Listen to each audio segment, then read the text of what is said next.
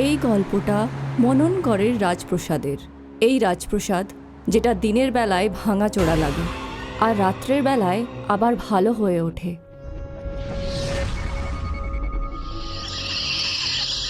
গ্রামের কোনো লোকজন এই রাজপ্রাসাদেরও আশেপাশে আসে না, কারণ এই রাজপ্রাসাদে কেউ আজ পর্যন্ত বেঁচে ফেরেনি।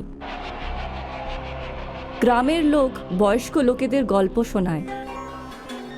ভিকু এক রাত্রে এই রাজপ্রাসাদের পাশ দিয়ে যাচ্ছিল। ও রাজপ্রাসাদে আলো জ্বলতে দেখে ও রাজপ্রাসাদের মধ্যে যেতে লাগলো, যে এখনো পর্যন্ত ফেরেনি। এটা হলো বর্মা পরিবার। গাড়ি চালাচ্ছেন ব্রিজেশ বর্মা। পাশে বসে আছে ওর ওয়াইফ নেহা বর্মা, আর পেছনের সিটে বসে আছে শান্তি বর্মা আর নরেশ বর্মা। বাবা, আর কত দূর তোর শ্বশুরবাড়ি এখান থেকে? মা, এতক্ষণে তো পৌঁছে যেতাম। মনে হচ্ছে অন্ধকারে আমরা রাস্তা হারিয়ে ফেলেছি। আরে কোনো ব্যাপার নেই, যদি রাস্তায় অন্য কাউকে দেখতে পাস রাস্তা জিজ্ঞেস করে নিস। হ্যাঁ বাবা। ব্রিজেশ গাড়ি চালাতে লাগলো। এখানে তো কাউকেই দেখতে পাচ্ছি না। মা, আমি একটা আগে প্রাসাদ দেখতে পাচ্ছি, আমরা ওখানে যেতে পারি। ঠিক আছে, চলো ওখানে যাওয়া যাক। ব্রিজেশের গাড়ি রাজপ্রাসাদের গেটের ভেতরে ঢুকতেই একটা অন্যরকম বিকট আওয়াজ শুনতে পেল। শেয়াল চিল্লাতে লাগলো, চামচিকে উঠতে লাগলো, আর একটা প্যাঁচা ধীরে ধীরে দেখতে লাগলো। এই প্রাসাদ তো অনেক ভয়ানক লাগছে। এই প্রাসাদ তো জঙ্গলের মাঝখানে একেবারে। জন্তু জানোয়ার তো কিছু থাকবেই, তাই না? বাবা, তুই রাস্তা জিজ্ঞেস করে আয়। ঠিক আছে মা।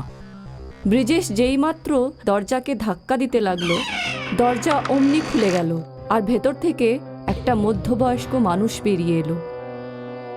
আমরা জঙ্গলে রাস্তা হারিয়ে ফেলেছি। আপনি কি আমাদের বলতে পারবেন মনোগ্রাম কিভাবে পৌঁছাবো?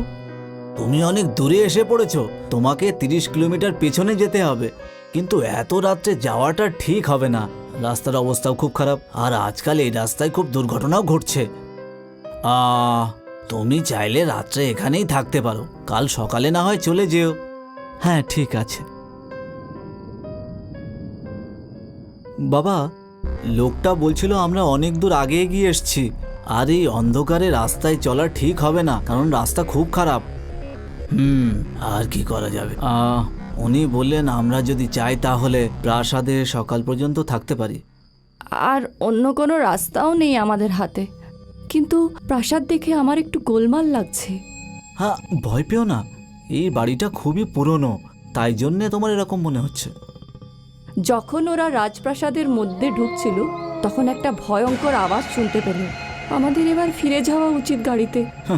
তুমি খুব ভয় পাও। আপনারা এখানে হলে বিশ্রাম নিন, খাবার লাগিয়ে দিয়েছি, আর যদি কোনো জিনিসের প্রয়োজন হয় আমাকে ডেকে নেবেন।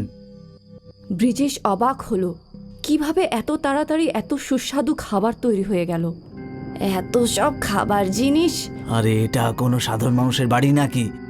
এটা রাজপ্রাসাদ, বুঝলে?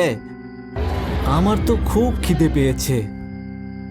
গোটা পরিবার খেতে শুরু করে দিল, কিন্তু নেহা যেদিকেই তাকাচ্ছিল ও এক ভয়ঙ্কর ছায়া দেখতে পাচ্ছিল।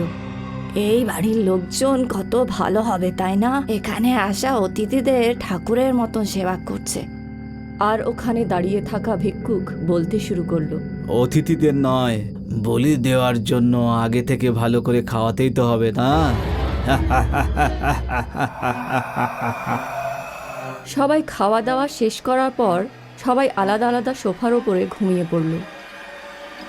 যেইমাত্র ওরা ঘুমিয়ে পড়ল, সেই সব ভয়ঙ্কর ছায়াগুলো ওদের আশেপাশে ঘুরতে শুরু করল।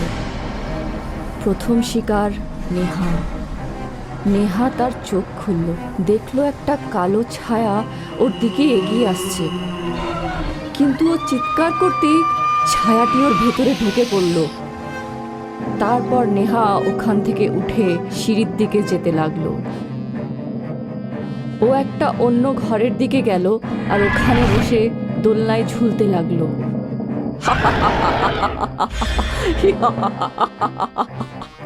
নেহার হাসির শব্দ শুনে ব্রিজেশ ঘুম থেকে উঠে পড়ল।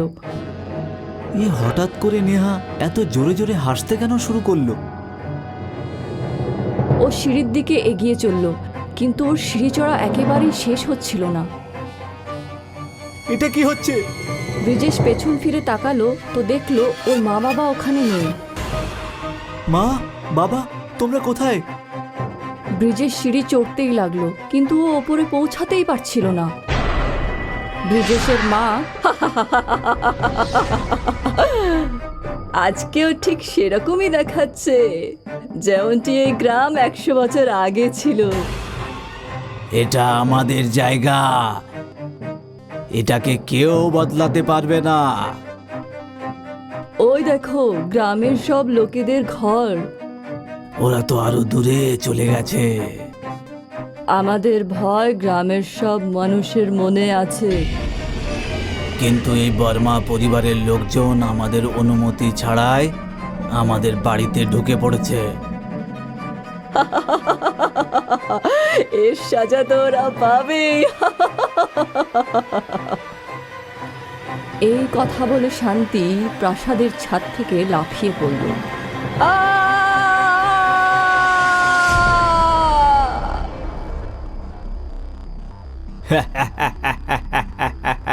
আর 3 লোক জীবিত আছে। ব্রিজেশ এখনো পর্যন্ত সিঁড়ি চড়ার চেষ্টা করছে। নরেশ ওখানে এলো আর চলন্ত সিঁড়ি হঠাৎ করে থেমে গেল। বাবা, বাবা, মা কোথায়? ও তো চলে গেছে। চলে গেছে? কিন্তু কোথায়? যেখানে ওর যাওয়া উচিত ছিল। এসব তুমি কি বলছো বাবা? বাবা, আমি তো কিছুই বুঝতে পারছি না। এবার তুইও ওর কাছেই যাবি। নরেশ ব্রিজেশকে ওপরে তুলল আর ওকে ওপর থেকে ছুঁড়ে ফেলে দিল। বাবা, বাবা, আমি তোমার ছেলে। কিন্তু আমি তোর বাবা নই।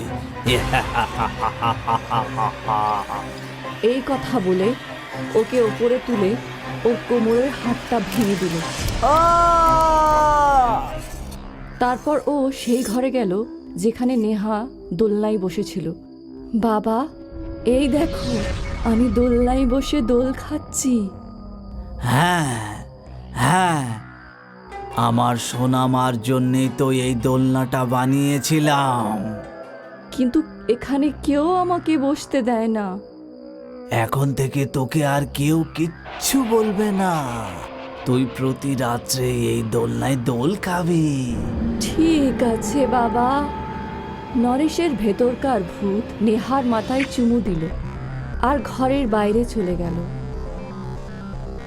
তারপর ও হলে রাখা তলোয়ারের কাছে গেল।